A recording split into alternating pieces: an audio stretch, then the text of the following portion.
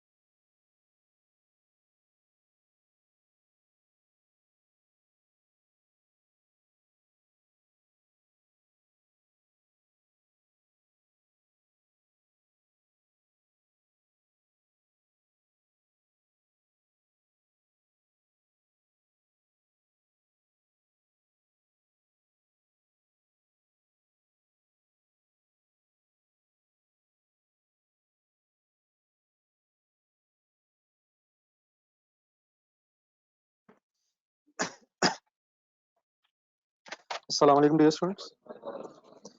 सबको बेटा आवाज आ रही है यार? ऑनलाइन स्टूडेंट्स को भी आ रही है? चलें बेटा, कल वाली जरा बहस कंप्लीट कर लें यार। रजिस्टर खोला जरा।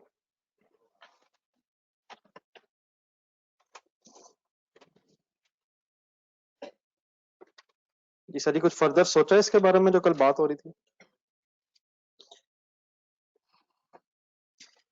आज मैं फिर क्वेश्चन जरा थोड़ा सा रिवर्स ऑर्डर में करना चाह रहा हूँ। इन अ सेंस आपसे पूछता हूँ कि बताएं ओपनिंग वर्क इन प्रोसेस का क्या करूं। नहीं मतलब 20,000 का 70% करूं?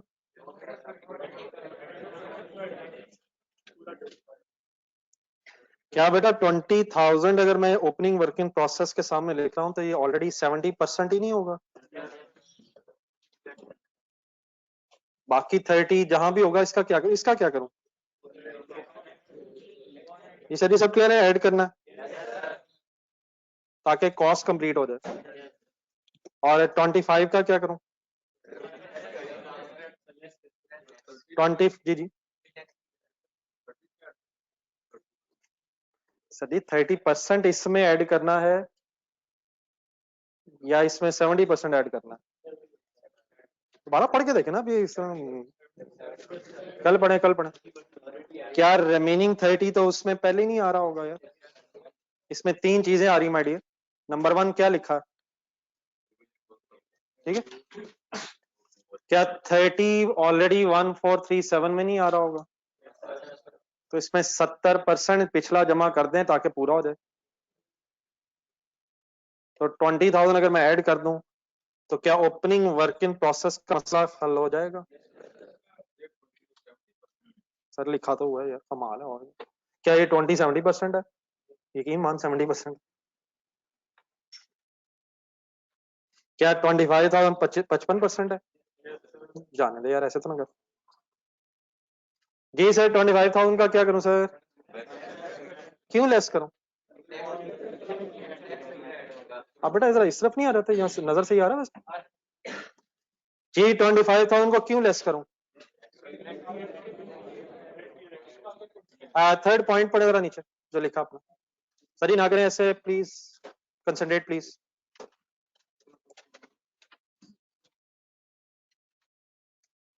25,000 को क्यों लेस करूं वो पॉइंट नंबर 3 पढ़े और मेरा सेंटेंस गौर से सुने।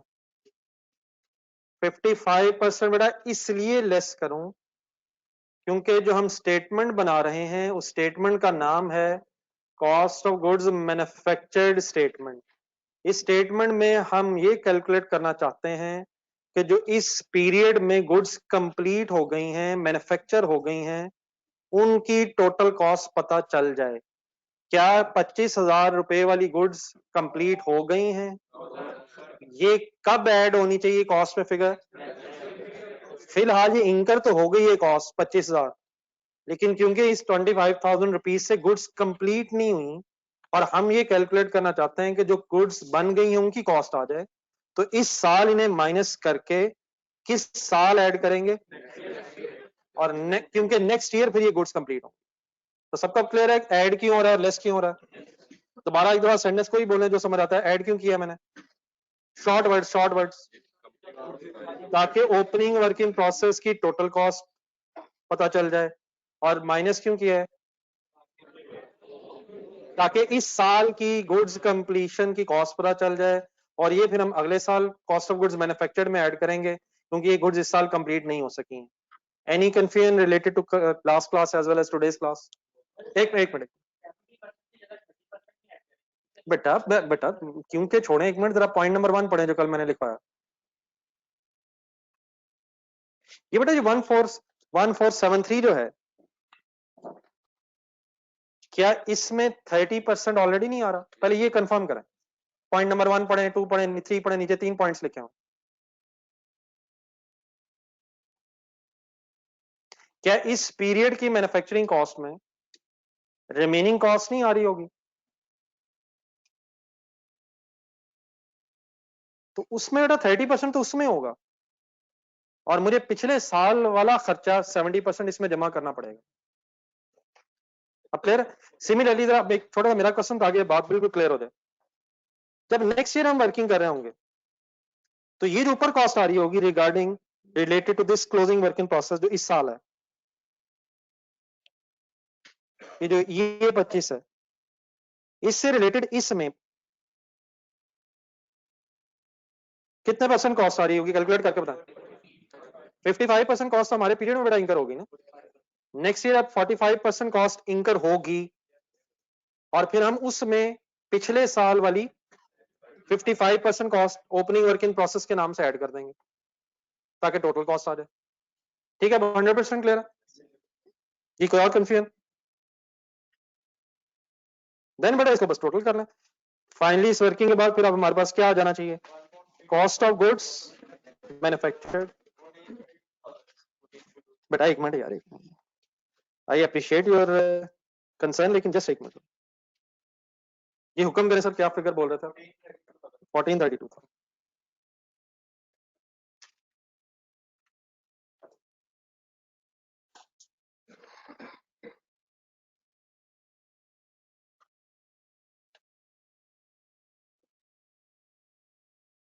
ये अली, अगर कल वाली यार रिकॉर्डिंग शेयर नहीं आपसे हो सकी तो उसके लिए नंबर 1 तो मैं माजरत कर लेता हूँ, और नंबर 2 आपसे रिक्वेस्ट है कि इंशाल्लाह कल वाली रिकॉर्डिंग और आज वाली रिकॉर्डिंग इंशाल्लाह आपको साथ दोनों शेयर हो जाएंगी। शायद कल कोई इशू आ गया, तो उसके लिए जरा कल वाले जो प्रॉब्लम आया उसके लिए मैं मेरी तरफ से जरा एक्सक्यूज है। काइंडली इस टेंशन को आप छोड़ें, कम से कम आज वाला तो पढ़ें यार। ठीक है अली? तो इंशाल्लाह कल वाली रिकॉर्डिंग भी मिल जाएगी प्लीज। Sorry for inconvenience.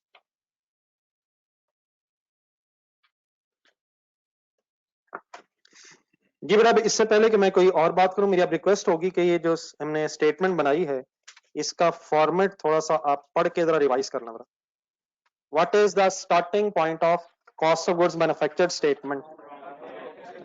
पढ़ के बोलते जाए जरा। सबसे पहली हेडिंग क्या है? रॉ मटेरियल की हेडिंग में रॉ मटेरियल कंज्यूम कैसे कैलकुलेट होता है?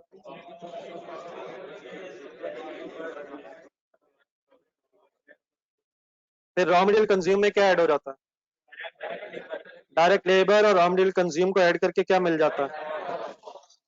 प्राइम कॉस्ट के बाद क्या आता है?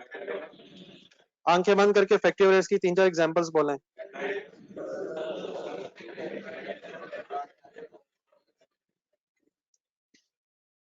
नहीं, कुछ जहन में आती है ना, मतलब आंखें बंद करके जो मैंने कहा, कुछ जहन में चीजें आती हैं। फैक्ट्री ओवरहेड्स का सम फिर प्राइम कॉस्ट में ऐड होके figure is called as total manufacturing production या फैक्ट्री कॉस्ट।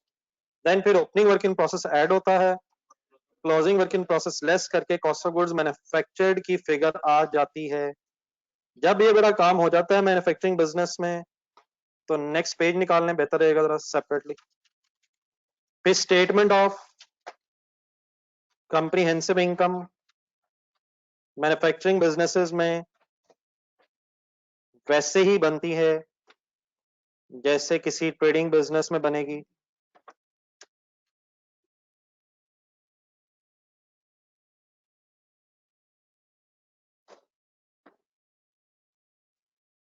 मैन्युफैक्चरिंग बिजनेस का अगर आपने प्रॉफिट फाइंड आउट करना है तो प्रॉफिट या loss whichever is the case, तो उसमें भी फिर आप स्टेटमेंट ऑफ कम्प्रिहेंसिव इनकम बना के प्रॉफिट फाइंड आउट कर लेंगे।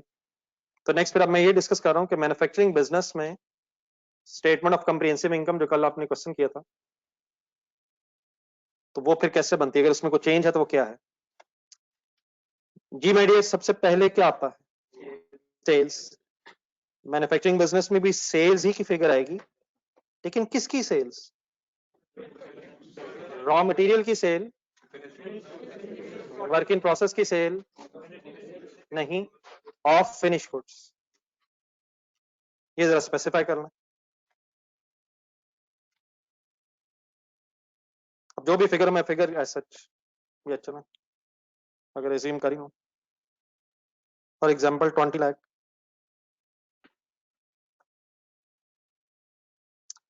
देन बेटा उसके बाद क्या आना चाहिए? Cost of sales.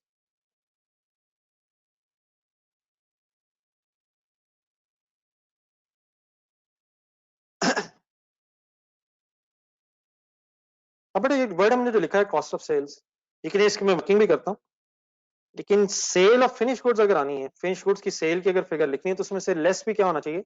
जो फिनिश गुड्स बेची हैं उनकी cost will be called as cost of sales. What is the purpose of this comparison? To calculate the gross profit of finish goods. तो फिनिश गुड्स की सेल प्राइस में से हमें क्या लेस करना चाहिए? फिनिश गुड्स की कॉस्ट, फिर कॉस्ट ऑफ सेल कहलाएगी। ठीक है, तो कॉस्ट ऑफ सेल की वर्किंग वैसे ही होगी जैसे ट्रेडिशनली हम करते रहते हैं, लेकिन with certain change of words. मसलन पहले मुझे एक मिनट दो, अब कॉस्ट ऑफ सेल के लिए भी एक नोट बनेगा जिस तरह हमने ट्रेडिंग बिजनेस में उस दिन बनाया था, तो फिर नेक्स्ट पेज पे या उसी पेज के बाद आप लिखिएगा कैसे वर्किंग होगी। सुने पहले, अगर हम ओपनिंग स्टॉक तो लेंगे, लेकिन किसका ओपनिंग स्टॉक? फिनिश गुड्स का। For example 50,000। Just a minute, just a minute, just a minute.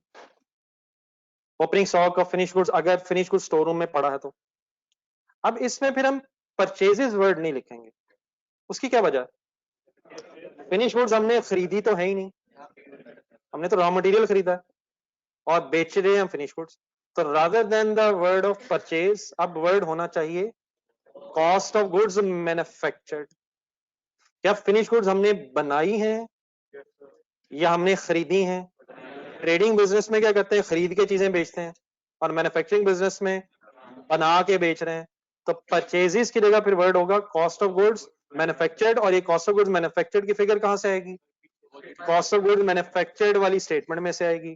कितनी फिगर आई हुई है देखें जरा, वहां क्या है? तो प्लस क्या होगा? Cost of goods manufactured. ये बात 100% प्लीज क्लियर है? तो what is the difference between cost of sale of trading business and manufacturing business? Trading business में चीजें परचेज करके कॉस्ट ऑफ सेल में आएंगी, और मैन्युफैक्चरिंग बिजनेस में चीजें बना के आएंगी। तो चीजें बनाने का खर्चा हम किस स्टेटमेंट में पहले कैलकुलेट कर लेंगे? कॉस्ट ऑफ गुड्स मैन्युफैक्चर्ड में, और वहां से फिर ये फिगर उठा के 1432 आप अपनी कॉस्ट ऑफ सेल की वर्किंग में लिख देंगे। फिर अगर कोई क्लोजिंग स्टॉक है तो वो लेस कर देंगे। एक छोटा सा क्वेश्चन का और आंसर दें जरा, क्या यहाँ कैरेज इनवर्ड्स भी रेलिवेंट होगा? Cost of goods manufactured plus carriage inwards. Carriage inwards तो कब रेलिवेंट होगा? जब हम चीजें खरीद रहे होंगे। तो carriage inwards in case of manufacturing business raw material से रिलेटेड हो सकता है, क्योंकि वो हमने खरीदा है। ठीक है, फिनिश गुड्स तो हमने बनाई है, तो ऐसा फिर हमने अगर अपनी फैक्ट्री में बनाई है तो इनकी कोई ट्रांसपोर्टेशन कॉस्ट है, कोई लॉजिकल बात नहीं बनती है। तो क्लोजिंग फिनिश गुड्स अगर सपोज है 65,000 फॉर एग्जांपल, तो मुझे एक छोटी सी पहले वर्किंग कर दो जरा, फिर आप लिख लीजिएगा एक मिनट, बताएंगे कॉस्ट ऑफ सेल क्या बनेगी यहाँ से। 14317। तो आप लोग इससे कीजिएगा, जिस पेज पे आप इनकम स्टेटमेंट बना रहे हैं हाफ रख लें पेज, उसी के नीचे फिर ये वर्किंग वन बना लें, नोट वन।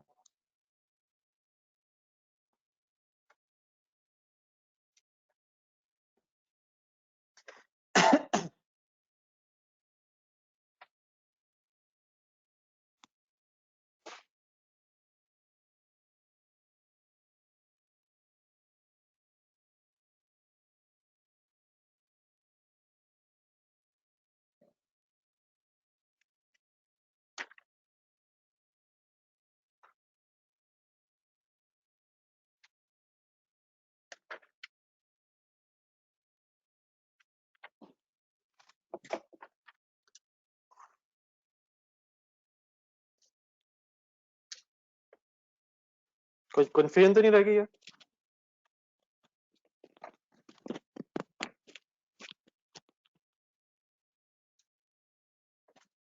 जी लिख लिया। चलो वापस फिर इनकम स्टेटमेंट में आ रहे हैं। अगर कोई लिख रहा हो तो फिर बता दिया करें, कर लिया यार। अगर कोई लिख रहा है तो बता दें। ये नोट लिख लिया सबने? लिख लें।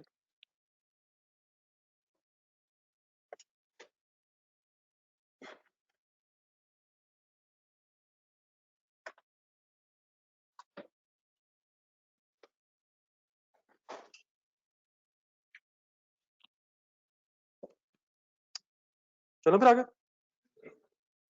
देन बेटा फिर उसके बाद gross profit as it is आएगा, sale less cost of sale. Figure बन जाएगी 583।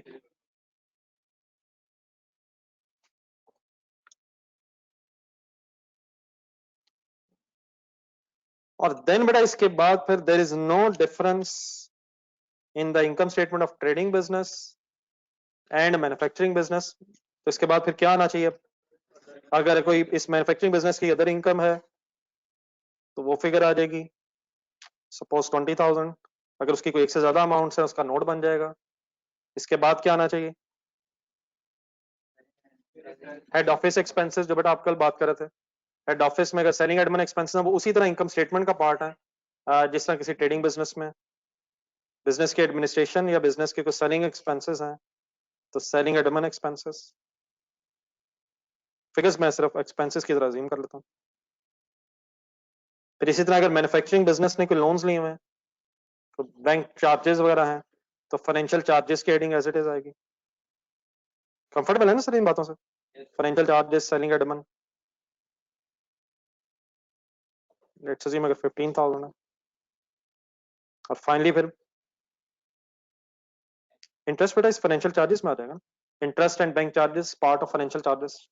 फिर उसके बाद जब आप gross profit plus other income minus selling admin financial charges करेंगे तो बिजनेस का नेट प्रॉफिट, अगर ग्रॉस प्रॉफिट ज्यादा है, और फिर यार ग्रॉस लॉस आ सकता है, नेट लॉस आ सकता है। सॉल्व कर ही दे। 288 पेपर जीरो। तो शायद इनकम स्टेटमेंट में जो मेजर एक डिफरेंस है जो ज़हन में रहना चाहिए, दैट इज कि सेल्स फिनिश गुड्स की आएंगी, और number two cost of sales में परचेजेस की जगह कॉस्ट ऑफ गुड्स मैन्युफैक्चर्ड की फिगर आएगी।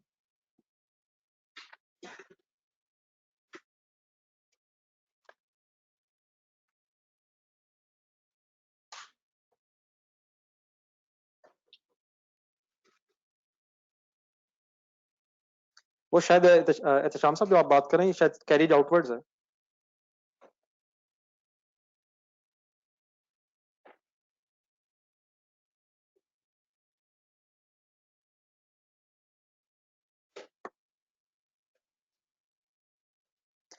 बेटा Tayyab selling admin expenses factory overheads में कब आए हैं यार? ये हेल्प करेंगे जी कोई? तैयब साहब हमारे हैं कि selling admin expenses factory overheads में भी लिखे हैं हमने। जी सर, आपका भी ये ख्याल है? सर जी फैक्ट्री ओवरहेड्स में क्या लिखा है? Please please please please, factory overheads में क्या आता है? फैक्ट्री के सारे खर्चे other than raw material consumed and direct labour. बेटा वो फैक्ट्री एक्सपेंसेस हैं, फैक्ट्री के अदर एक्सपेंसेस हैं वो। इस तरह की प्लीज बातें नहीं करें यार। जी सर जी, मैन्युफैक्चरिंग कॉस्ट का मतलब है फिनिश गुड्स को बनाने की कॉस्ट। ठीक है दानियाल एंड तैयब? दानियाल ओके? आप लोगों का कोई सवाल? चलो बेटा अगर आप नोट्स खोलें तो क्वेश्चन करते हैं। जी बेटा साकिब, अगर rent and utilities of head office हैं, सेलिंग डिपार्टमेंट, तो यही आएंगे।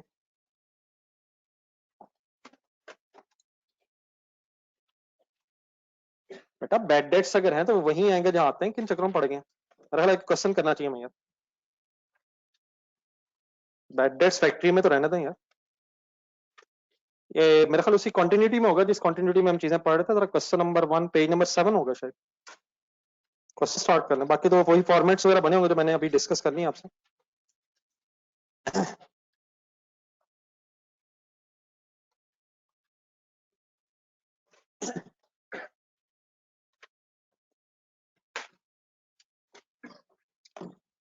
बेटा गलत तरफ निकल गए सारे, please online students focus on the question number 1। छोड़ दें, किस तरह के सवाल शुरू हो गए। The following information relates to the Hydel and company limited for the month of March 2015। इसकी बेटा पहले रिक्वायरमेंट्स में नीचे देखना क्या क्या बनाना है। Following computations for the month of मार्च हमसे रिक्वायर्ड है। Raw cost of material consumed, cost of goods manufactured and total cost of goods sold. ये जो कॉस्ट ऑफ गुड्स सोल्ड बेटा वर्ड है ना, इसके साथ ब्रैकेट में लिखें जरा, ये कॉस्ट ऑफ सेल ही के लिए एक और वर्ड है। जरा पढ़ के देखें जरा, बात एक ही है क्या? कॉस्ट ऑफ सेल्स ही को कॉस्ट ऑफ गुड्स सोल्ड कहा जाता है कभी कभी। तो इन सब चीजों का पता है हमें, cost of material consumed, cost of goods manufactured, cost of goods sold. तो एक एक चीज को फिर अभी सॉल्व करते हैं। फर्स्ट लाइन से पढ़ लें जरा पहले, डाटा मेरे साथ करना है। यकीनन चीजें आसान ही हैं फिलहाल, लेकिन मेरे साथ जरा रिवाइज करना। सबसे पहले बेटा मार्च के एंगल से हमें फर्स्ट मार्च की जो इन्वेंट्रीज दी हुई हैं, raw material, work in process, finish goods की, इन्हें हम क्या कहेंगे? Opening inventories. फिर मटेरियल परचेजेस दी हुई है, repair maintenance, gas and power, indirect material consumed, indirect labour, direct labour, factory supervisor salary. पता है ये सारी बातें। इन्वेंट्री के फिर क्लोजिंग बैलेंसेस हैं 31 मार्च के, एक महीने की वर्किंग है। तो ओपनिंग क्लोजिंग इन्वेंट्रीज दी हुई है, सिंपल सा एक डाटा है। जो रिक्वायरमेंट्स हैं रजिस्टर खोलें, सॉल्व करें मेरे साथ।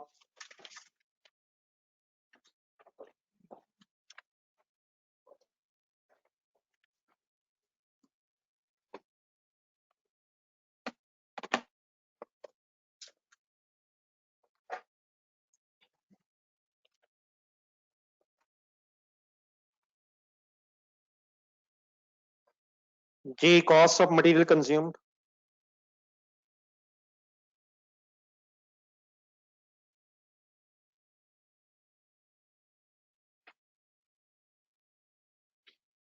कैसे फाइंड आउट की जाती है? सबसे पहले क्या ढूंढूं? ढूंढने अच्छा, अपने क्वेश्चन अपने पकड़ लिए, अपने नोट्स में से देखें, मैं आपके सामने आंसर बनाता हूं। Opening stock of raw material 24080 plus plus sir plus purchases, raw material purchases. कोई परचेज रिटर्न तो नहीं है? ढूंढे ढूंढे ढूंढे सर।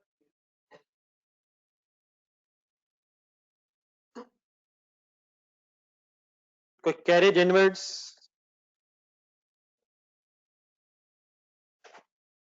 कुछ और तो नहीं ऐड होना? सर जी अपने डाटा में से देख के लिखें फिगर्स। क्या ये फिगर्स में अज्यूम कर रहा हूं माय डियर स्टूडेंट्स? लग तो ऐसे रहे सब लोग बोर्ड से देख के फिगर्स लिख रहे हैं। कहां से फिगर्स आ रही हैं सर? आपकी तरफ से मेरी तरफ आ रही हैं सर। कैरेज इनवर्ड्स ढूंढे। क्या ढूंढे फिर अगर नहीं है तो? ढूंढ के फिगर बताएं।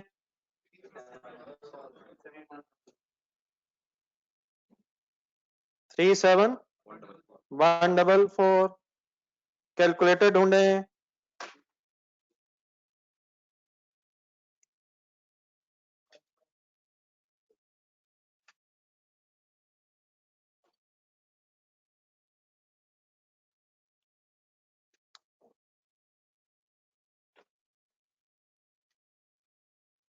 बेटा जिन लोगों को अभी तक ये नोट्स नहीं मिले हैं तो उसकी वजह ये है कि आप लोगों के या तो कन्वर्टेड नंबर्स हैं। अगर कन्वर्टेड नंबर्स हैं आप लोगों के तो आप लोग प्लीज फिर इस तरह करें, या कि जिन हजरात को अभी तक व्हाट्सएप पे ये नोट्स नहीं मिल सके, खासतौर पे ऑनलाइन स्टूडेंट्स, आप लोग प्लीज एक नंबर मैं आपके सामने बोल रहा हूँ और आपके सामने स्क्रीन पे कहीं लिख भी देता हूँ, इस नंबर पे कांटेक्ट करें जरा। आप लोग तो सारे हैं ना व्हाट्सएप में ऐड हो गया मैं? अगर किसी का कोई बेटा इशू आ रहा है ना तो मैं एक नंबर लिख रहा हूँ, इस नंबर पे कांटेक्ट करना अपना 0308049249 तो प्लीज बेटा आपकी भी इस वक्त काइंडली ये टेंशन छोड़ दें, ये एक नंबर नोट करें 0308049249 इस पे फिर कांटेक्ट बाद में कीजिएगा। फिलहाल फोकस ऑन द थिंग्स जो हो रही हैं, और अगर नोट्स नहीं है तो फिर जो वर्किंग मैं कर रहा हूँ वही वर्किंग में साथ साथ करें। जी डियर, कैलकुलेशन बताएं इसका आंसर। सॉल्व करते हुए कैलकुलेटर्स पकड़ें प्लीज सारे।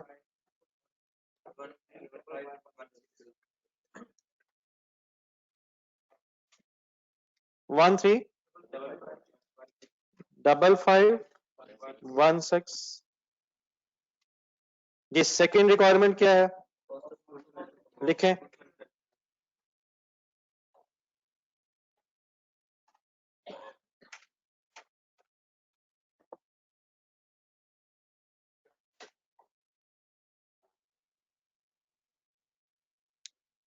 काइंडली प्लीज कोशिश करें मेरे साथ साथ वर्किंग हो जाए।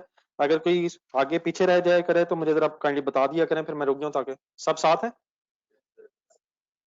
चलो फिर आगे सेकंड रिक्वायरमेंट। जी बेटा, cost of goods manufactured statement का पूरा हम फॉर्मेट बनाएंगे। अगर ना याद आए तो यकीनन जो पिछले पेज पे आपने फॉर्मेट बनाया फिर वो देखिएगा जरा। सबसे पहले क्या ढूंढना है, रॉ मटेरियल। रॉ मटेरियल की हेडिंग में क्या ढूंढना है, रॉ मटेरियल कंज्यूम्ड ढूंढना है, ओपनिंग स्टॉक ढूंढने हैं। तो क्या मैं ये कह सकता हूं इस क्वेश्चन के एंगल से कि रॉ मटेरियल कंज्यूम्ड की अगर अमाउंट हमने ऑलरेडी कैलकुलेट कर ली है तो अब हमें दोबारा वर्किंग करके टाइम वेस्ट नहीं करना चाहिए। ऑफ कोर्स अगर एग्जामिनर ने ये पॉइंट वन अलहदा ना मांगा होता और हमसे सिर्फ cost of goods manufacture statement मांगी होती तो स्टार्टिंग पॉइंट हम क्या बनाते, रॉ मटेरियल लिखते, फिर कंज्यूम की फिगर कैलकुलेट करते। लेकिन अगर कंज्यूम की फिगर ऑलरेडी बेटा आ गई हुई है तो क्या मैं straight away starting point raw material consumed को बना लूं सर? समझ आ जाएगा सबको? लिखें।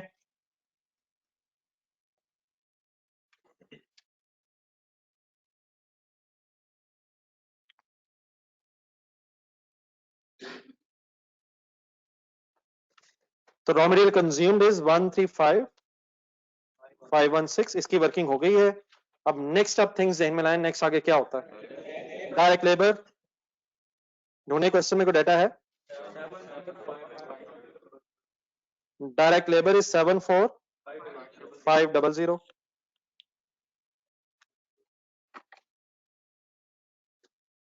देन उसके बाद फिर इन दोनों का सम करके प्राइम कॉस्ट बना लें।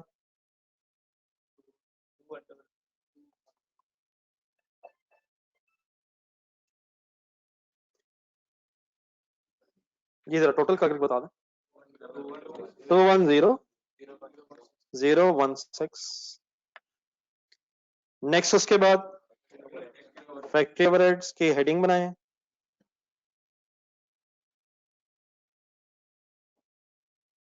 नहीं बेटा, फैक्ट्री ओवरहेड्स की हेडिंग में लिस्ट बना दें नीचे, जिससे कल हमने अपने वर्किंग की है। फैक्ट्री ओवरहेड्स की हेडिंग आ गई। अब ये राजा एक सेकंड स्क्रीन देखिएगा अपने सामने। आप उसकी लिस्ट बनाए यहीं जो भी है उनका, फिर इस तरह से पहले एक टोटल करके इसके नीचे लिखें। तो ये मेरी रिक्वेस्ट है, जरा फैक्ट्री ओवरहेड्स की जरा खुद से डिटेल लिखें सारी। तो देखें क्वेश्चन जरा सामने।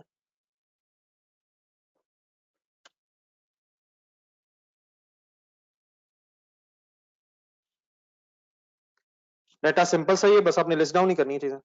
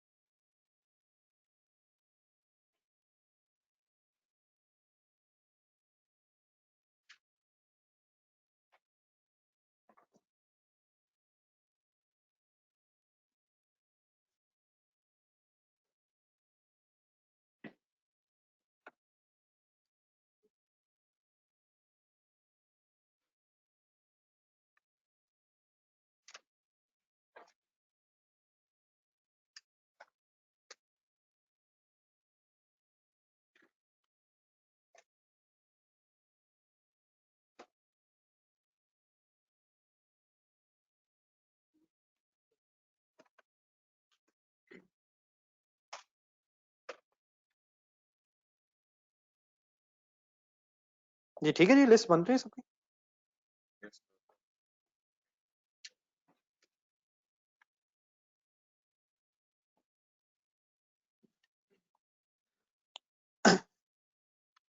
डायरेक्ट लेबर के अलावा जितनी भी सैलरीज हैं किसी भी नाम से अगर हैं तो that is part of factory overheads, या वो इनडायरेक्ट लेबर के नाम से या फैक्ट्री सुपरवाइजर सैलरी वगैरह के नाम से है।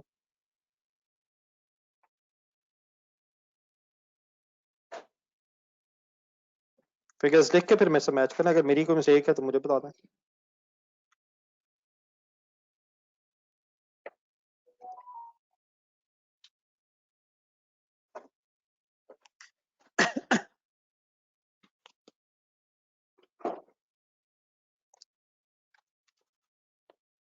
सही पढ़ा जा रहा लास्ट लाइन में?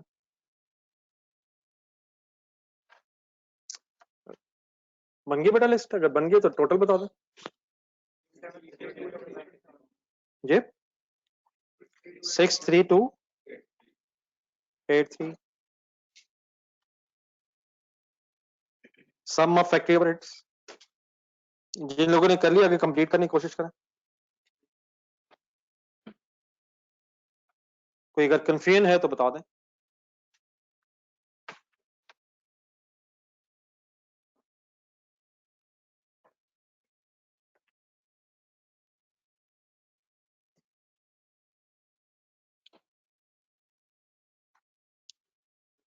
हो गया बेटा सबका फैक्ट्री ओवरहेड्स तक? नेक्स्ट हेडिंग फिर नेक्स्ट सब टोटल का नाम क्या होगा? Total manufacturing cost. अच्छा इसको बस कोई मैन्युफैक्चरिंग कॉस्ट ही वर्ड ज़हन में रख लें, लेकिन इंटरचेंजेबली जो है अगर कभी आ जाए तो पता होना चाहिए। मतलब लिखते हुए बस मैन्युफैक्चरिंग कॉस्ट ठीक है, total manufacturing cost. It is sum of now prime cost and factory overheads. तो प्राइम कॉस्ट था की फिगर थी 210016 एंड प्लस 63283। टोटल हो जाएगा जी बाब मलिक, क्या हो जाएगा total? 273 299।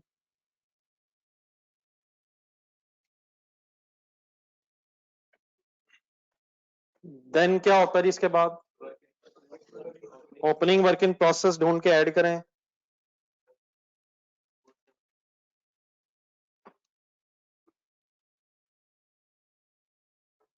Opening work in process,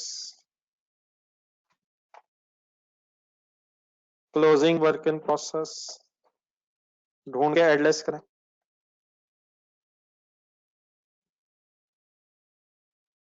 47130 and 49460।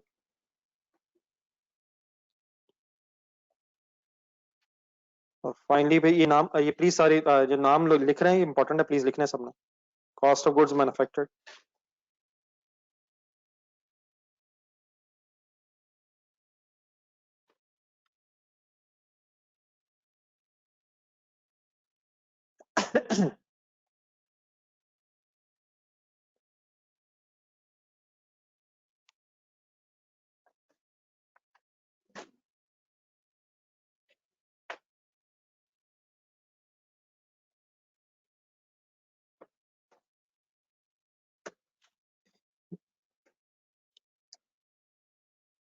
ये हो गया बेटा टोटल? बताइएगा क्या है कॉस्ट ऑफ गुड्स मैन्युफैक्चर्ड का सम? 270969। जी वाइंड अप करें जी, थर्ड रिक्वायरमेंट है क्या? नहीं बेटा, कॉस्ट ऑफ गुड्स मैन्युफैक्चर्ड के बाद अब cost of goods sold means cost of sales find out करनी है। तो कॉस्ट ऑफ सेल्स का कैसे पता चलेगा? अब फिनिश गुड्स के ओपनिंग क्लोजिंग स्टॉक्स ढूंढ के कॉस्ट ऑफ गुड्स मैन्युफैक्चर्ड में ऐड करके करें जरा वर्किंग। कॉस्ट ऑफ सेल्स अगर फाइंड आउट करनी है, मैन्युफैक्चरिंग बिजनेस लग रहा है डाटा से, तो ओपनिंग फिनिश गुड्स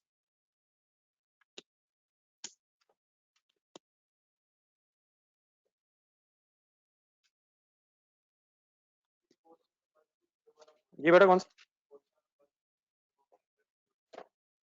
ये बेटा फिगर क्वेश्चन में क्या बना? ये लास्ट में बेटा इंकर हो गई होगी, लेकिन इस अमाउंट से गुड्स कंप्लीट नहीं हुई होंगी बेटा। अगर फॉर एग्जांपल आप इस तरह सोचें, ये वर्क इन प्रोसेस है ना, तो क्या ये अंडरस्टूड बात है कि ये लेस देन 100% होंगी? तो शायद वो हमें इसलिए हमारे लिए जरूरी नहीं है कि फॉर एग्जांपल अगर 99% कंप्लीट भी हो तो सबसे पहले हमने ड्यूरिंग द ईयर इन्हीं पे 1% एक्स्ट्रा खर्चा करके कंप्लीट किया होगा। तो अगर ये 99% कंप्लीट है तो 1% मैन्युफैक्चरिंग कॉस्ट में आ रहा होगा। अगर ये 70% कंप्लीट है तो 30% आ रहा होगा। अगर ये 10% कंप्लीट है तो बाकी 90% आ रहा होगा। हुआ है तो 1% हमारे पीरियड में हुआ होगा तो ये कंप्लीट हुई है। तो 99 1 में अब 99% ऐड करेंगे तो टोटल 100% होगा ना। ठीक है, तो ये परसेंटेजेस अगर बताएगा तो ठीक है, अगर नहीं भी बताएगा तो ये अंडरस्टूड बात है कि अगर ये वर्किंग प्रोसेस है तो लेस देन 100% कंप्लीट है, और जितने परसेंट ये कंप्लीट हो गया था उसके बाद रिमेनिंग अमाउंट फिर हमारे पीरियड में इनकर हुई होगी, तो ऑटोमेटिकली जितने परसेंट भी इनकर हुई होगी मिला के दोनों को 100% हो जाएगा। ठीक है, और अगर ये क्लोजिंग वर्क इन प्रोसेस है तो ये भी अंडरस्टूड बात है कि लेस देन 100% कंप्लीट है, तो ये जितने परसेंट भी कंप्लीट है 100% पूरा नहीं है क्लोजिंग, तो इसको लेस कर दें फिर अगले साल में से ऐड करें। ठीक है, तो वो तो मैं आपको कॉन्सेप्ट समझाने के लिए परसेंटेजेस अज्यूम कर रहा था। अगर एग्जामिनर वो परसेंटेजेस ना भी दे तो इवन देन शायद हमेशा ओपनिंग ऐड ही होगा और क्लोजिंग इस साल लेस होकर फिर अगले साल ऐड होगा। अब क्लियर है जी? मेरी opening stock of finish goods है 34,842। इसमें प्लस सब क्या होगा sir? Cost of goods manufactured, और कॉस्ट ऑफ गुड्स मैन्युफैक्चर्ड हम ऊपर स्टेटमेंट में निकाल चुके हैं। Cost of goods manufactured is 270,969 minus closing stock of finished goods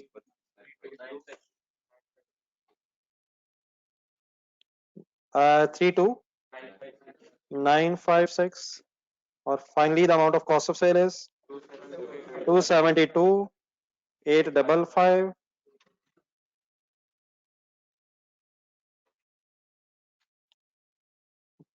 please कोई कंफ्यूजन हरगिज नहीं होनी चाहिए, 100% क्लियर वाली बात है सर।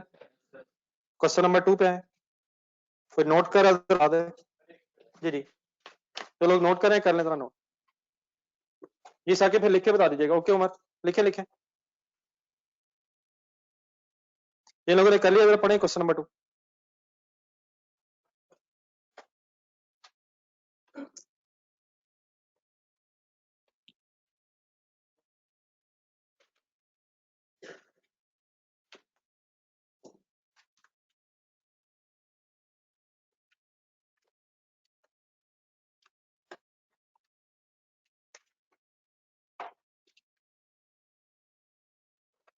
ये साके आपने जो क्वेश्चन किया था उसका आंसर आ गया?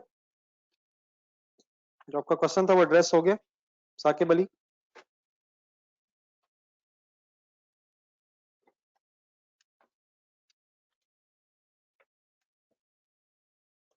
फिनिश गुड्स को ऐड कर तो दिए सर, ओपनिंग फिनिश गुड्स को ऐड करके क्लोजिंग लेस कर तो दिए, यही क्वेश्चन था मेरा ख्याल आपका,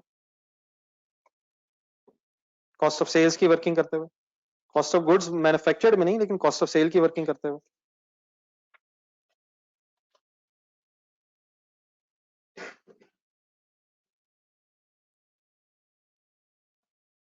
उस्मान साहब उसकी वर्किंग का स्टाइल सेम है, लेकिन कॉस्ट ऑफ मटेरियल कंज्यूम का मतलब है मटेरियल इस्तेमाल कितना हुआ है, और कॉस्ट ऑफ सेल का मतलब ये है कि चीजें कितने की बेची हैं। वर्ड्स में तो डिफरेंस है ना, वर्किंग का स्टाइल थोड़ा सा सेम है, रॉ मटेरियल परचेज करके कंज्यूम किया है और फिनिश गुड्स बना के सेल की हैं, तो तकरीबन पैटर्न ऑफ वर्किंग सेम है, लेकिन अदरवाइज इसमें डेफिनेट डिफरेंस है। उजैर क्वेश्चन बेटा बाद में देख लीजिएगा, फिर आप इस वक्त क्वेश्चन रहने दें, मेरे साथ बस आंसर मैच कर लें।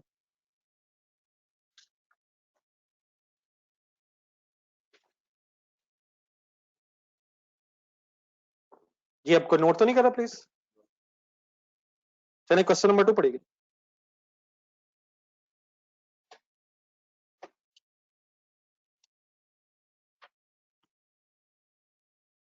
रिक्वायरमेंट्स बेटा इसकी 3 हैं, क्या क्या रिक्वायरमेंट्स हैं?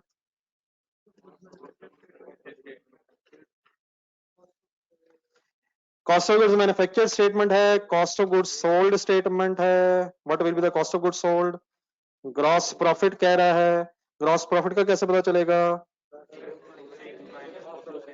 सब कुछ पता है सर हमें, पढ़े डाटा जरा। सबसे ऊपर सेल्स दी हुई है, डायरेक्ट लेबर है, परचेज है, सेलिंग एडमिन एक्सपेंसेस अलग अलग कर दिए हुए हैं, तो अदर इनकम के बाद सेलिंग और एडमन को अलग-अलग भी करके लिखा जा सकता है, या सेलिंग एंड एडमन इकट्ठा करके ब्रैकेट में प्लस करके भी लिखा जा सकता है। ये तो पता नहीं कहाँ लिखना है। फिर ओपनिंग क्लोजिंग स्टॉक्स हैं, ये तो बेटा बड़ा सिंपल सा क्वेश्चन है, इसके साथ होमवर्क रखें। होमवर्क का मतलब सबको क्लियर है सर? क्या homework means next days class work sir? हरगिज नहीं सर, छोटे छोटे क्वेश्चन प्लीज घर से कीजिएगा, हम मेन डिस्कशन पे टाइम लगाएंगे। क्वेश्चन नंबर 3 पे हैं। क्वेश्चन नंबर 3 देख के भी लग रहा है कि इंतहाई मासूम सा सवाल है, आपको लग रहा है सर? पढ़ के देखें फिर महसूस होगा मैंने थोड़ा सा पढ़ा था। इसके बेटा बिल्कुल दरमियान में ना एक फ्रेट इनवर्ट्स पहले ढूंढने कहीं तो, तकरीबन दरमियान में कहीं। तो freight, transportation, carriage interchangeable words हैं, और अगर इनवर्ट है तो इसने परचेजेस में ऐड होना है, और अगर मैन्युफैक्चरिंग बिजनेस है तो रॉ मटेरियल परचेज में ऐड होना है। तो freight inward simply means carriage inwards, transportation inwards का मतलब भी कैरेज इनवर्ट्स है। Freight, transportation, carriage interchangeable words हैं। बाकी इसमें बड़ा कोई इशू नहीं है, इसकी सिर्फ रिक्वायरमेंट ए में तो कॉस्ट ऑफ गुड्स मैन्युफैक्चर्ड है, रिक्वायरमेंट बी में है। ये पढ़ के बताइए ये क्या मांग रहा है? स्टेटमेंट ऑफ फाइनेंशियल पोजीशन नहीं है ये। तो statement of financial performance, performance simply means business की परफॉर्मेंस का पता चलता है कि प्रॉफिट हुआ है या लॉस हुआ, तो इसके साथ जरा लिख लें, statement of financial performance means statement of comprehensive income मांग रहा है।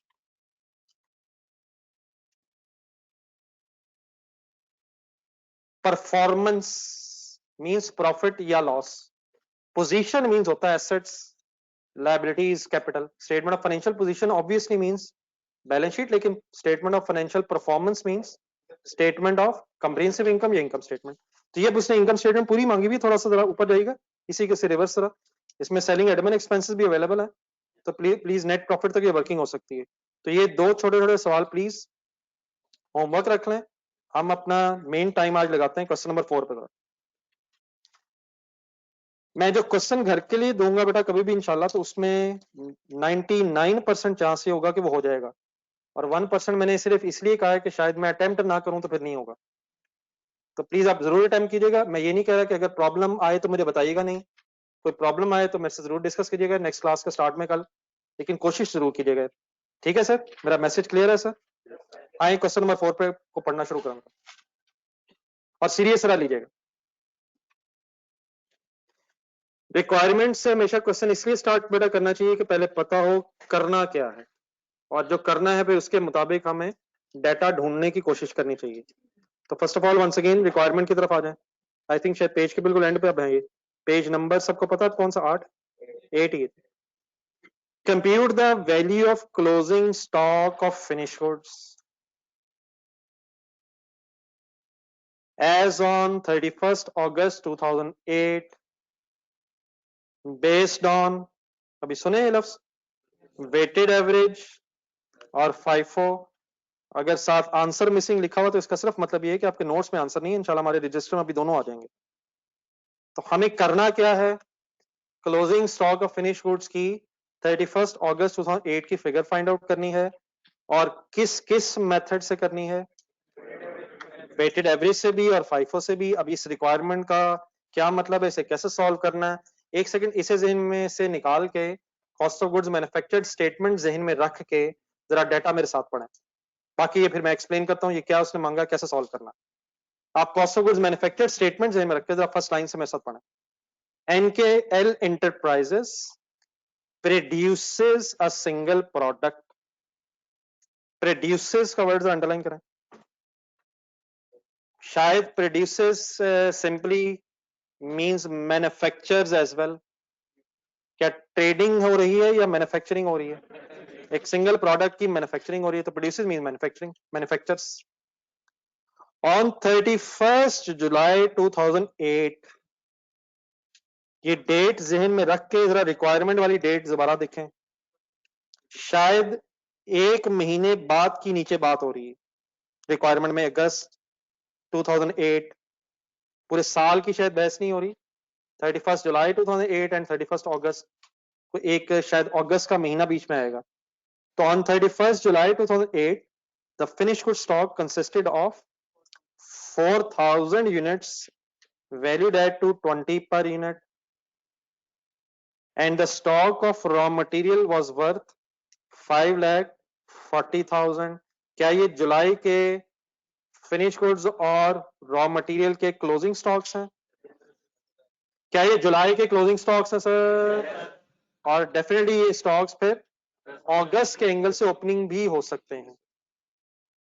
फॉर द मंथ ऑफ अगस्त, अब अगस्त का डेटा आ गया। ये सारा डेटा पढ़ते हुए आपके जहन में कॉस्ट ऑफ गुड्स मैन्युफैक्चर्ड होनी चाहिए और उसके एंगल से मैं कुछ सवाल आपसे पूछूंगा। क्या कॉस्ट ऑफ गुड्स मैन्युफैक्चर्ड में रॉ मटेरियल परचेज लेंगे सर हम? Direct labour, selling expenses, selling expenses कहां लेंगे?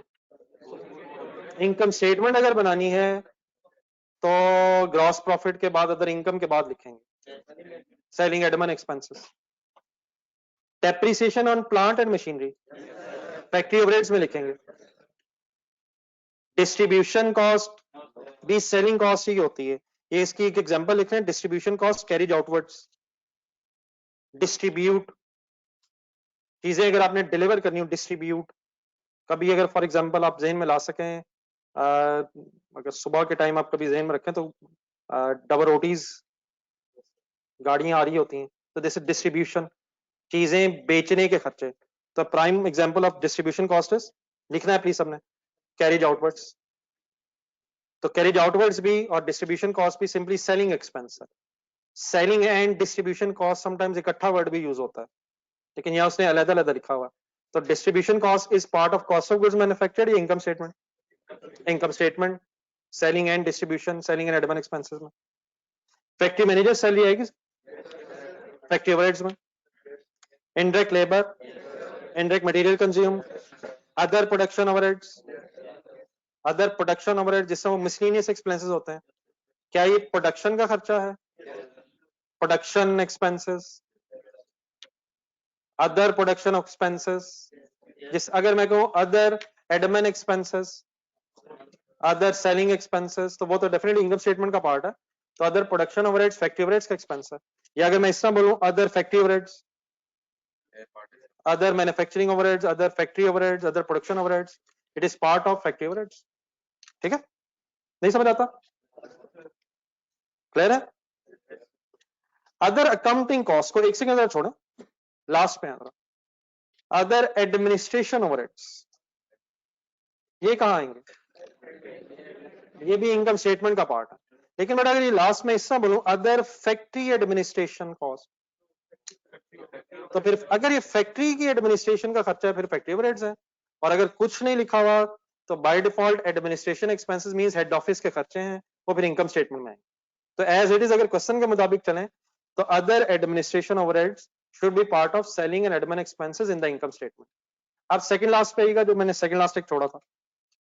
अदर अकाउंटिंग कॉस्ट का पहले तो मीनिंग ये है कि जो अकाउंटेंट्स हैं बिजनेस में, ये उनकी सैलरी का खर्चा है, अदर अकाउंटिंग कॉस्ट। ठीक है, तो अकाउंटिंग कॉस्ट मींस अकाउंटेंट्स की सैलरी या अकाउंटिंग डिपार्टमेंट के जो एम्प्लॉइज हैं उनकी सैलरी की बात हो रही है। अब अगर मैं ये वर्ड इस तरह बोलूं अदर फैक्ट्री अकाउंटिंग कॉस्ट, फिर तो ये बिल्कुल क्लियर हो जाएगा कि फैक्ट्री में अकाउंटेंट है। अगर मैं इसे बोलूं अदर एडमिनिस्ट्रेशन अकाउंटिंग कॉस्ट, फिर ये भी बिल्कुल क्लियर हो जाएगा कि ये हेड ऑफिस से रिलेटेड कॉस्ट है। अब जो अकाउंटेंट्स होते हैं वो फैक्ट्री की अकाउंटिंग भी करते हैं, फैक्ट्रीज में भी अकाउंटेंट्स होते हैं प्रोडक्शन के रिकॉर्ड रखने के लिए, रॉ मटेरियल कितना कंज्यूम हो रहा है, लेबर कॉस्ट क्या है, ओवरहेड्स कॉस्ट क्या है। फैक्ट्री में भी अकाउंटेंट्स होते हैं। और फाइनेंशियल स्टेटमेंट्स फिर फाइनल करने के लिए, स्टेटमेंट ऑफ फाइनेंशियल पोजीशन बनाने के लिए हेड ऑफिस में भी अकाउंटेंट्स बैठ के काम करते हैं। इट मींस, मेरी बात का मतलब ये है कि अकाउंटेंट्स फैक्ट्रीज में भी होते हैं और हेड ऑफिस में भी होते हैं। अब प्रॉब्लम हमारा क्या है, जरा पढ़े जरा क्या वर्ड्स हैं। हमें बताया नहीं जा रहा कि ये फैक्ट्री का अकाउंटेंट है या हेड ऑफिस का अकाउंटेंट है। तो अगर तो क्लियर हो कि फैक्ट्री का अकाउंटेंट है फिर फैक्ट्री ओवरहेड्स में लिखेंगे, अगर हेड ऑफिस के अकाउंटेंट्स हैं एडमिनिस्ट्रेशन से रिलेटेड हैं फिर हम इनकम स्टेटमेंट का पार्ट बनाएंगे। लेकिन अगर ये क्लियर ना हो कि अकाउंटिंग कॉस्ट कहाँ की है, फैक्ट्री की हेड ऑफिस की, तो सबसे नीचे रिक्वायरमेंट के नीचे एक नोट पढ़ें। अगर हमें पता ना हो तो फिर हम ये अज्यूम करेंगे, क्वेश्चंस करते हुए पढ़ के बताएं जरा क्या अज्यूम करेंगे। इस बात का हरगिज ये मतलब नहीं है कि फैक्ट्री में अकाउंटेंट हो नहीं सकता है। अगर पता नहीं है तो फिर हम अज्यूम ये करेंगे कि फैक्ट्री की भी जो अकाउंटिंग है वो हेड ऑफिस के थ्रू ही हो रही है। तो अगर इंफॉर्मेशन ना हो तो फिर आपने फैक्ट्री अकाउंटिंग कॉस्ट सॉरी को क्या कंसिडर करना है कि ये सेलिंग एडमिनिस्ट्रेशन का पार्ट है, देयरफॉर आप फिर इसे कॉस्ट ऑफ गुड्स मैन्युफैक्चर्ड में लिखने की बजाय इनकम स्टेटमेंट अगर बनानी हो तो उसमें लिखेंगे। सब कुछ क्लियर है? ये पूरी स्टेटमेंट पूरी लिस्ट जरा दोबारा पढ़ें जो अभी पढ़ी हमने, इसमें से वो आइडेंटिफाई कर दें जरा जो जो चीजें कॉस्ट ऑफ गुड्स मैन्युफैक्चर का पार्ट नहीं है। सेलिंग कॉस्ट है, डिस्ट्रीब्यूशन कॉस्ट है, अदर अकाउंटिंग कॉस्ट की इंफॉर्मेशन ना होने की वजह से ये भी इनकम स्टेटमेंट का पार्ट बन जाएगी, और अदर एडमिनिस्ट्रेशन ओवरहेड्स भी इनकम स्टेटमेंट का पार्ट है। आगे अदर इंफॉर्मेशन अभी रहती है। देन वो कहते हैं 8000 units of finish goods were produced during the year, sorry during August, sorry अगस्त के महीने में 8000 यूनिट्स फिनिश गुड्स के बने। फर्स्ट पैराग्राफ में जाए, फर्स्ट लाइन पढ़े। कितने पहले पढ़े थे? 4000 पहले पढ़े थे, 8000 और बना लिए। पॉइंट नंबर 2 में रॉ मटेरियल के क्लोजिंग स्टॉक की इंफॉर्मेशन लग रही है 6 लाख रुपया, क्लोजिंग है अगस्त के एंगल से। फर्स्ट पैराग्राफ में जाएं, सेकंड लाइन में 540 क्या था? वो ओपनिंग था। नंबर 3 में नीचे है, देन वो कहता है इस मंथ के स्टार्ट पे कोई ओपनिंग वर्क इन प्रोसेस नहीं था, और क्लोजिंग वर्क इन प्रोसेस 2,50,000 की इंफॉर्मेशन दे रहा है। Cost of goods manufacture statement इनमें लाएं। अगर बेटा ओपनिंग स्टॉक नहीं है तो ओपनिंग स्टॉक के सामने डैश आ जाएगा, और क्लोजिंग स्टॉक की वर्क इन प्रोसेस की जो अमाउंट है वो लेस हो जाएगी। तो ठीक है, ओपनिंग अगर नहीं है तो 0 है, और अगर क्लोजिंग है तो माइनस कर देंगे, अगर ओपनिंग भी होता तो ऐड हो जाता। फाइनली वो कहता है number 5, 5000 units of finish goods were available in stock on 31st अगस्त। क्या मिल गया? ये क्लोजिंग स्टॉक के बेटा यूनिट्स मिल गए। और काइंडली एक जल्दी से रिक्वायरमेंट में नजर डालें, हमें शायद क्लोजिंग स्टॉक के इन्हीं यूनिट्स की वैल्यू फाइंड आउट करनी है by using both the methods weighted average and FIFO।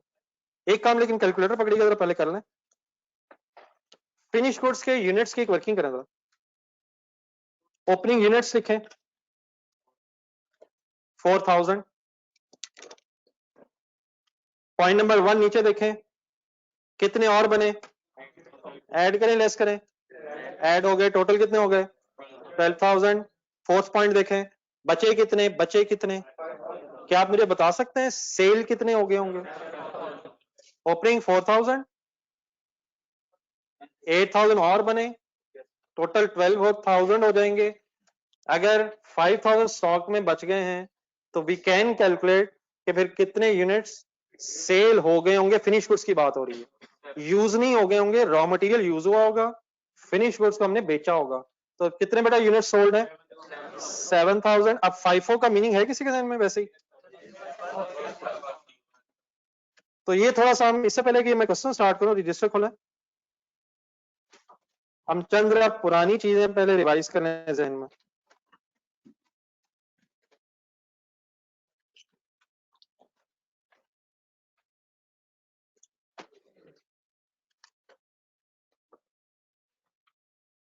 एक हेडिंग लिखिएगा इनिशियली स्टार्ट में, कॉस्ट ऑफ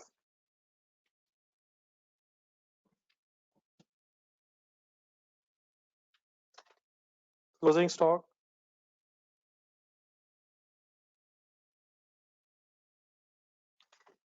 क्लोजिंग स्टॉक बेटा अगर कॉस्ट फाइंड आउट करनी हो तो देर आर 2 मेथड्स। एक मिनट रुकें, पहले जरा देखें। Number 1, first in first out.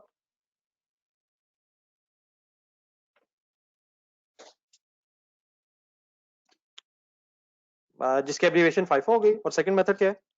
Weighted average.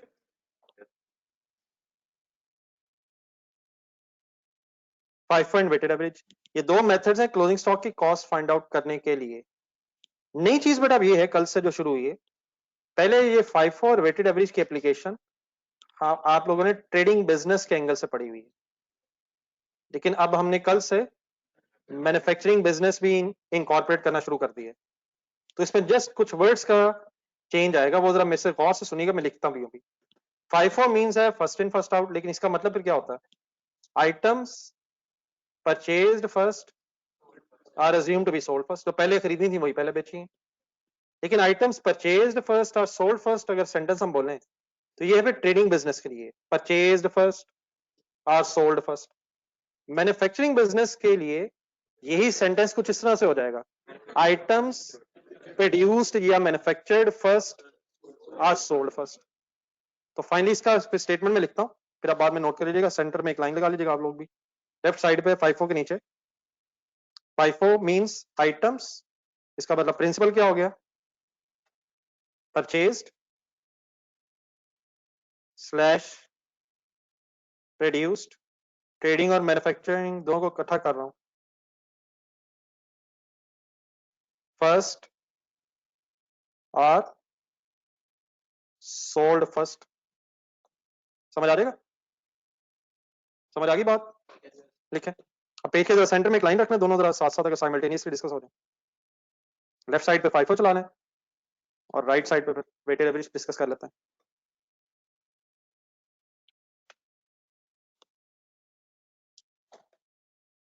बाकी इसकी फिर एप्लीकेशन कैसे है वो फिर मैं भी करता हूं।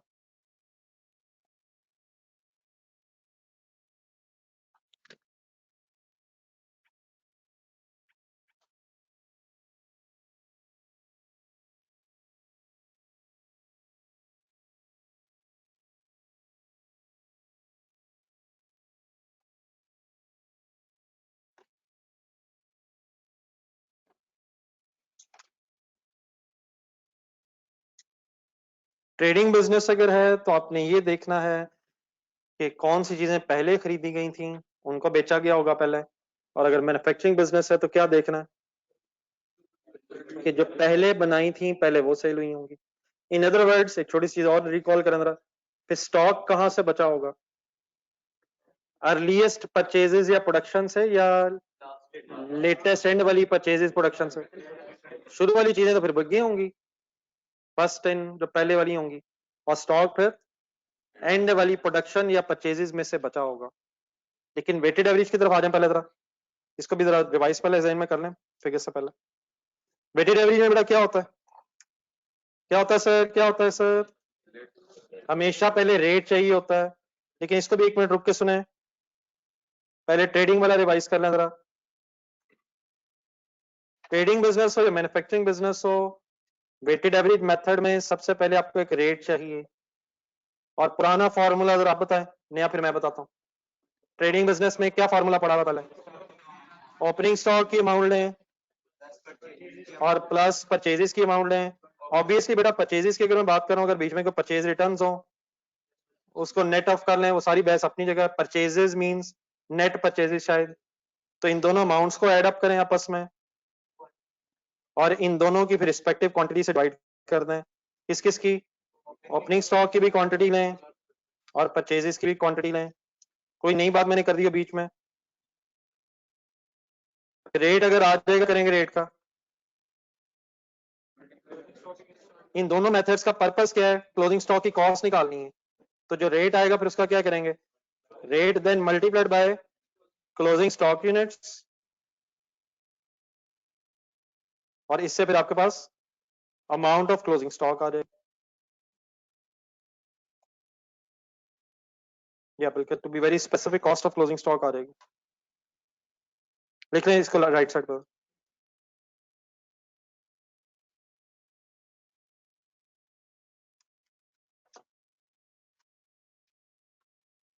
Opening stock plus purchases amount and then divided by opening stock plus purchases quantity units, जो आपको अच्छा लगता है।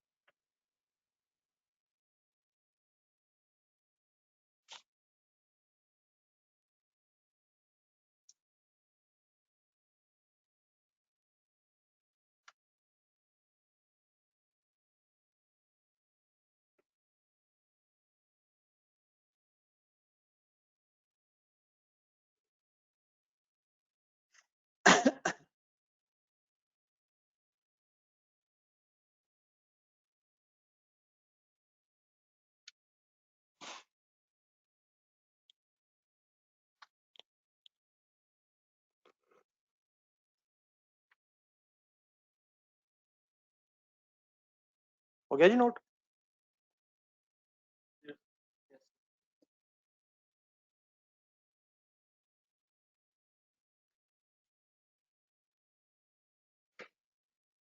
जी सर जी को लिख तो नहीं रहा जी मिस्टर फान हो गया देन सर जी आ जाए मैन्युफैक्चरिंग बिजनेस की तरफ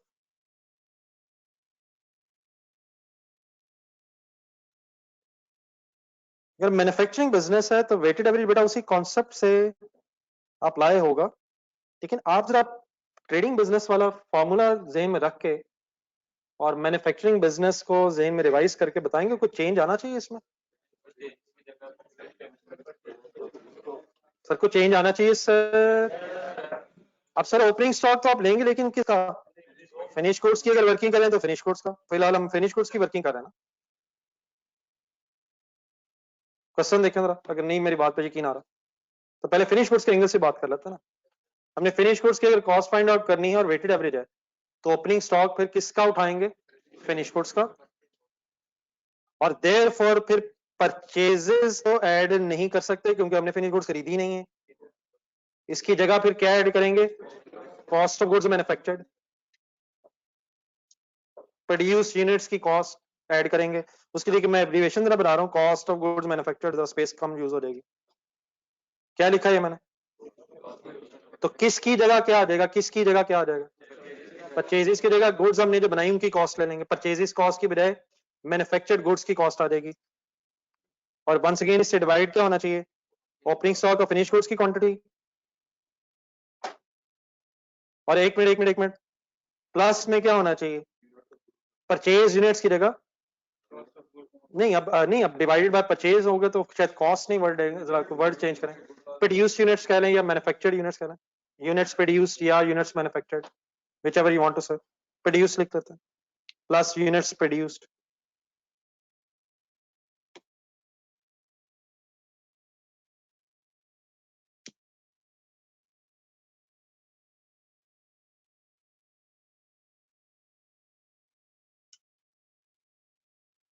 तो इन अदर वर्ड्स पहले अमाउंट्स आ जाएंगे दोनों और divided by respective units opening stock के हो यूनिट्स प्रोड्यूस्ड हो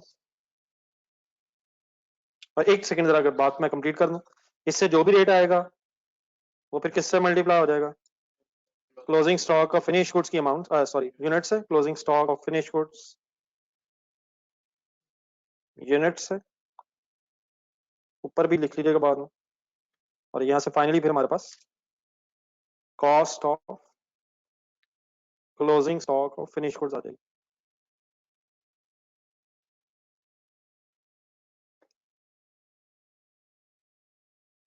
कोई कंफ्यूजन है तो मुझसे पूछ लें और अगर नहीं है तो लिख लें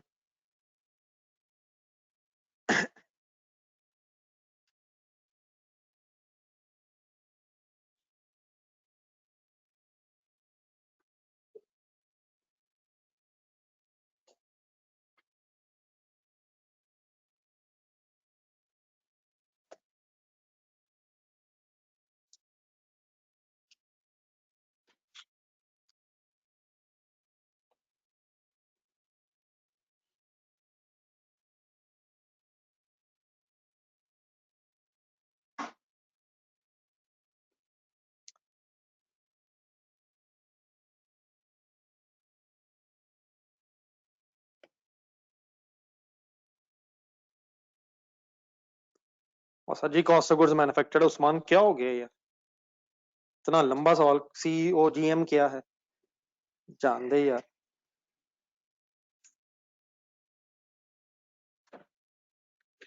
सर जी अगर मैन्युफैक्चरिंग बिजनेस है मिस्टर हुजैफा तो फिनिश गुड्स बेटा आपने परचेज नहीं की होंगी आपने मैन्युफैक्चर की होंगी तो देयरफॉर परचेज कॉस्ट की बजाय मैन्युफैक्चरिंग कॉस्ट लेंगे गुड्स को बनाने की कॉस्ट और देयरफॉर फिर नंबर ऑफ यूनिट्स भी मैन्युफैक्चर्ड से डिवाइड करेंगे ठीक है हुजैफा आप लोगों को क्लियर है सारा क्वेश्चन तो नहीं किसी का यहाँ ये हुजैफा आप क्लियर है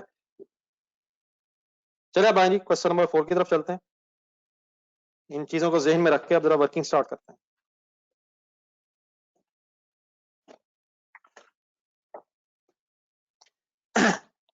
जी सर क्या मांगा सर अब उसने आप पढ़ें जरा दोबारा एक मिनट क्या रिक्वायरमेंट है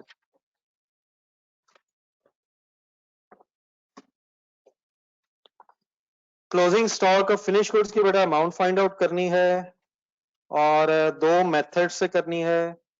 कौन कौन से मेथड्स हैं? क्या वेटेड एवरेज और फाइफो का आंसर सेम आता है यार? कौन सा सही है इनमें से? दोनों सही है, अलाउड हैं। तो हम अलग अलग बेटा वर्किंग करेंगे। फर्स्ट वर्किंग में आ जाएं। क्वेश्चन नंबर 4 की हेडिंग लिखें, साफ सुथरा पेज नया निकालें।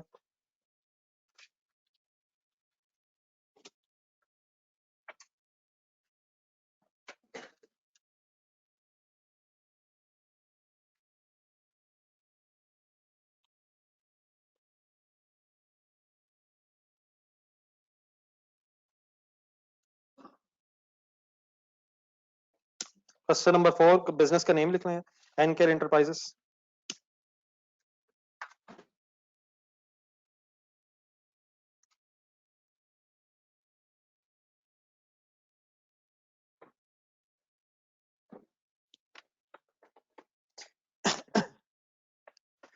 Computation of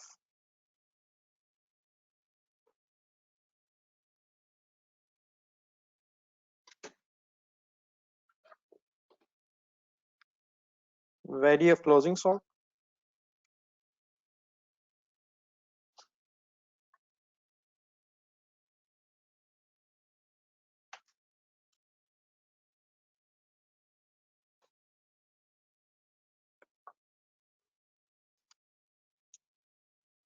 as on 31st August 2008।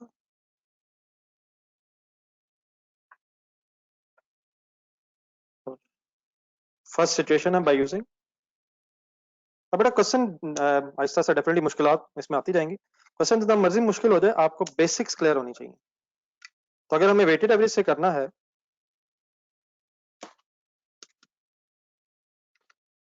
Weighted average से अगर हमें सॉल्व करना है, तो सबसे पहले फिर आप वेटेड एवरेज का फॉर्मूला ज़हन में लाएं।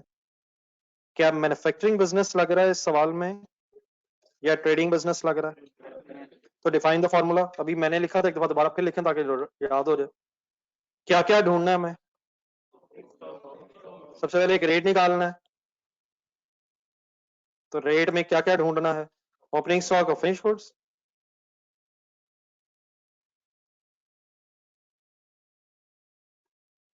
फिर कॉस्ट ऑफ गुड्स मैन्युफैक्चर्ड की अमाउंट ढूंढनी है,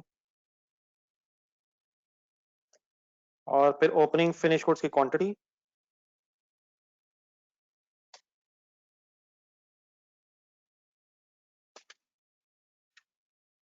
में प्रोड्यूस यूनिट्स की क्वांटिटी ऐड करनी है।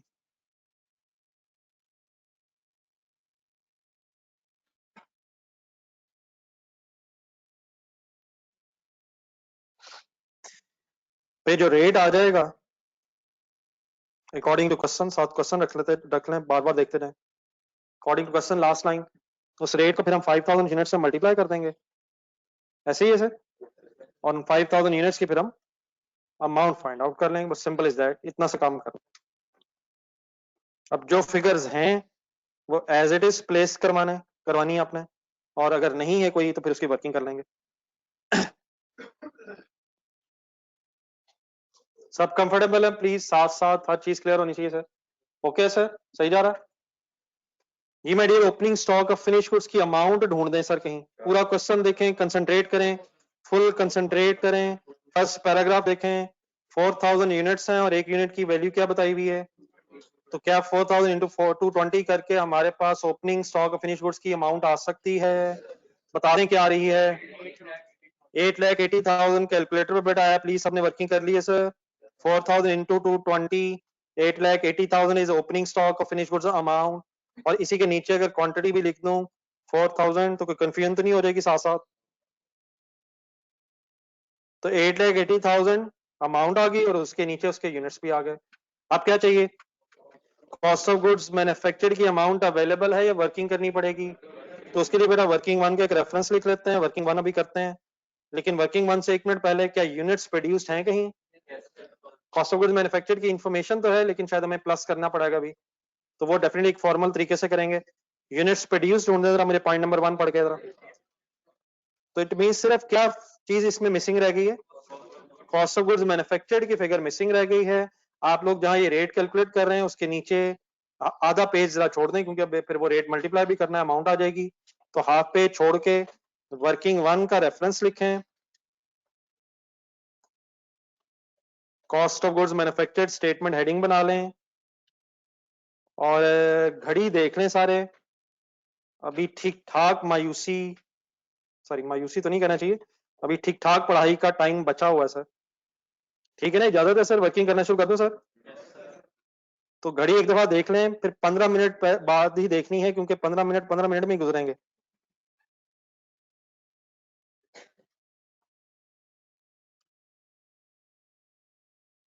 जी cost of goods manufactured sir.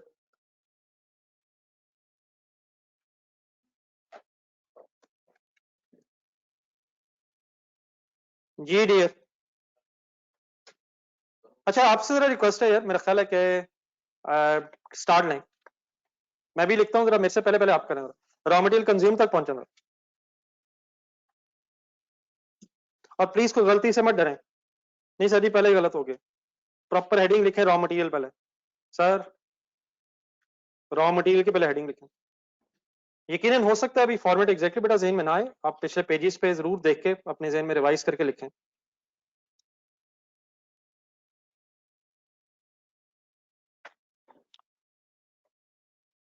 और बेटा फॉर्मेट कंडीशन नहीं करें, जो जो हेडिंग लिख रहे हैं उसकी अमाउंट लिखें। ये नहीं कि पहले पूरा फॉर्मेट बनाएं और बाद में फिगर्स ढूंढें। For example opening stock of raw material, उसकी अमाउंट लिखें, क्योंकि एग्जाम में भी जो अमाउंट्स आप लिखेंगे उसके नंबर हैं। वैसे चाहे आपने पूरा फॉर्मेट बनाया हो और अगर फिगर नहीं लिखी कोई, तो एग्जामिनर ने तो शायद फिगर्स मांगी हैं आपसे। तो यकीनन हेडिंग भी लिखें, अमाउंट्स लेकिन साथ लिखें जो जो आ रही।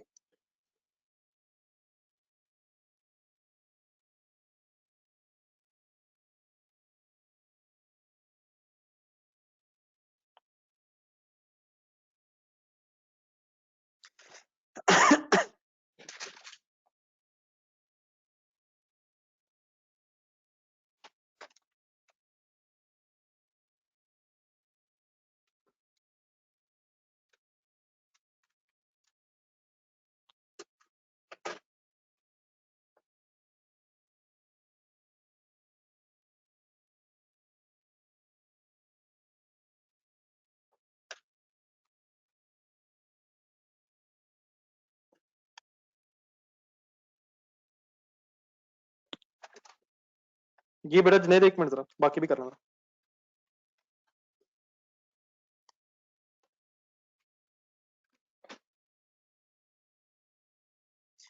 परचेजेस रिटर्न्स अगर हैं या कॉलेज इनवर्ट, इनका राइट टाइम पर डिसीजन लेना है। वैसे है नहीं मेरा ख्याल। Purchases 845, closing stock of raw material point number 2 में नीचे शायद दिया हुआ है 6 लाख।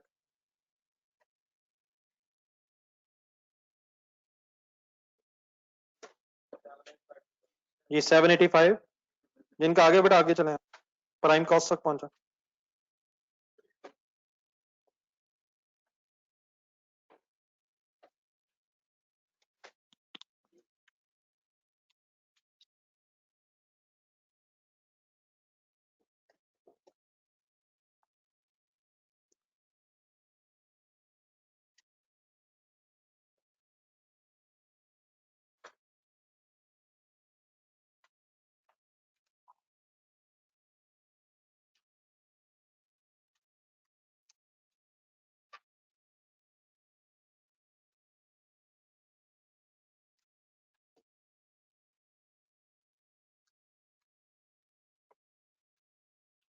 जी डायरेक्ट लेबर 735,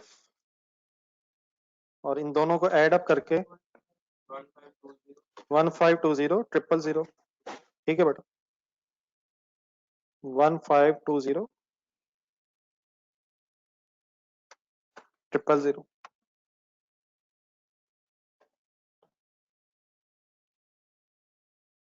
प्राइम कॉस्ट तक क्लियर है जी सारे। देन फैक्ट्री रेट्स की लिस्ट बना।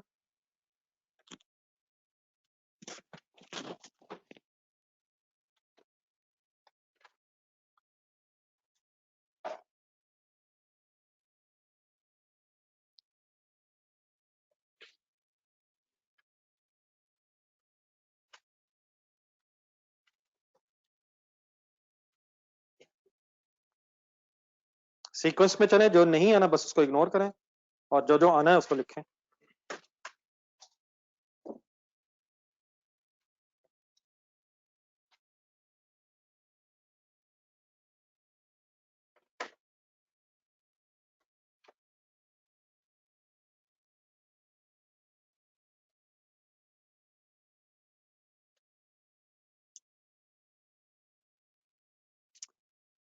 जी माय डियर, सब लोग सॉल्व करें यार, कुछ हजरात बाजू बंद करके बैठे हुए।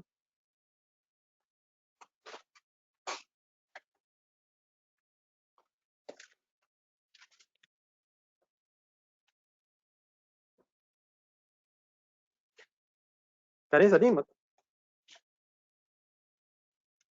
क्या क्या आना है डिसाइड करें, खुद से करें डिसाइड।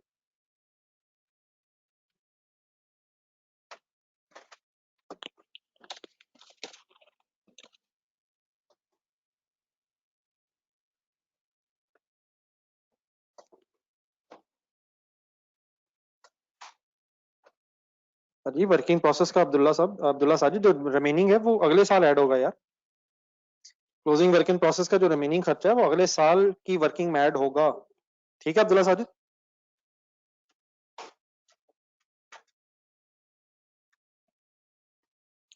करें दानियाल? अब्दुल्ला आपको समझ आ गया?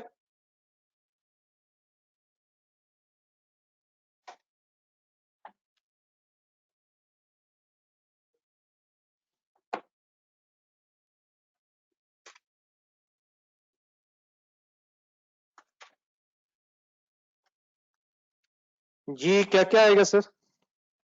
Depreciation, factory manager salary, indirect labour, indirect material, ये 5 चीजें आएंगी ये।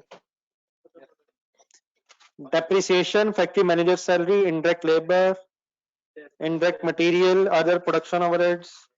जो नहीं आ रही चीजें बेटा सबको क्लियर हो गई हैं?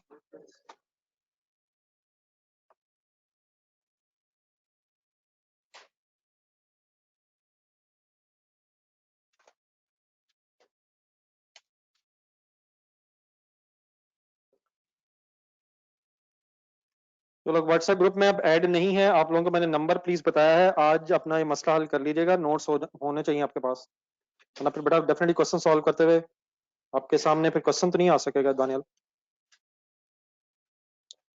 ठीक कर लिया आप लोगों ने कंप्लीट? चलो फिर फिगर्स मुझे भी जरा लिखवा दें, फैक्ट्री एवरेज में क्या क्या आएगा फाइनली।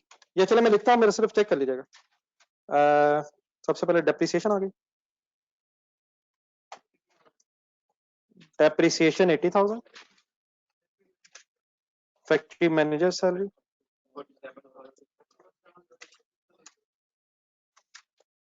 47,600,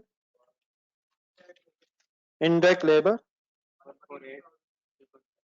148, indirect material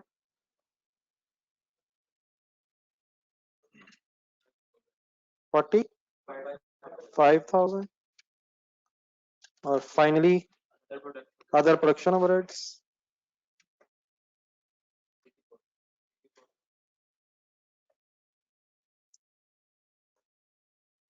84,000। जी सबका ओके जी? सर जी सबका क्लियर है? 5 फिगर्स मैच करें मेरे साथ, इसका टोटल करवा दें। 404, फिगर सॉल्व किया करें। 404 600 चेक करें, कैलकुलेटर पे गलत है सर, गलत है, स्क्रीन से देख के लिखा है, चेक करें चेक करें।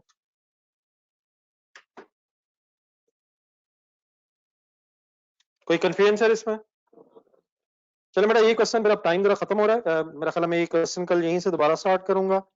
क्वेश्चन नंबर 2 और 3 आपने होमवर्क जरा याद रखना है, बस आप सीक्वेंस में पढ़ाई स्टार्ट कर दें, रोज का रोज पढ़ना शुरू कर दें। सही है सर? तो अल्लाह हाफिज, इंशाल्लाह कल फिर मुलाकात होगी।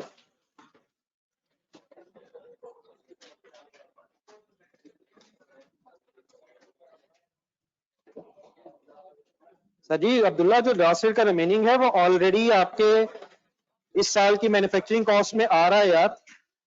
अब्दुल्ला ये बात क्लियर करें यार, अब्दुल्ला साजिद, जो लास्ट ईयर की अमाउंट में से जब बच गया है, जो लास्ट ईयर का रिमेनिंग रह गया वो ऑलरेडी इस करंट पीरियड में मैन्युफैक्चरिंग कॉस्ट में रिमेनिंग आ रहा है यार। कल मैंने पॉइंट नंबर 1 लिखवाया भी है। अब्दुल्ला पहले फाइनल करिए यार। ये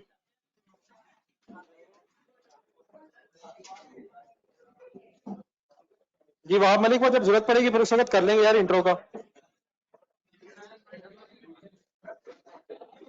ठीक है वहाब।